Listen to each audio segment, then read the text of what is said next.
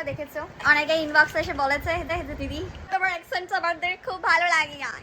আমি ক্লে নিয়ে এসেছি, তার ক্লে দিয়ে আমি একটা ব্যাঙ্গেল বানাবো যেটা কিনা আমার হাতের থেকে বড় হবে। স্বাভাবিক ব্যাপার, ইউনিক হতে হবে। চলো করি। এখন আমরা অ্যাটাক করবো। ওমা ওমা ওমা ওমা, কোনো কিছু করতে না পারি তাহলে সেটা দায় ভার নেবে আমার মা, কারণ কিছু করলেই ওনার অসুবিধা হয়ে যায়।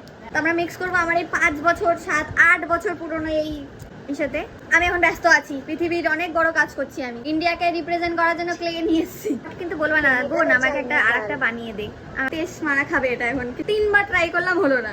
গাইজ এরকম ফকটিয়া দিদি রাখবা যাতে 90 দিনের রিচার্জ করে দেয়। ওকে একটু নমস্কার করে ওর পা ধুয়ে জল খাও তোমরা সবাই। ওকে আমি বলেছি যে আমার রিচার্জ নেই, একটা স্যাড সং লাগিয়ে দেবো, একটা স্যাড সং, তাহলে একটু সবাই ইমোশনাল হয়ে যাবে। পয়সা নেই এমন করলে কেন? আমি বললাম হচ্ছে না, এত কথা ভালো লাগে না।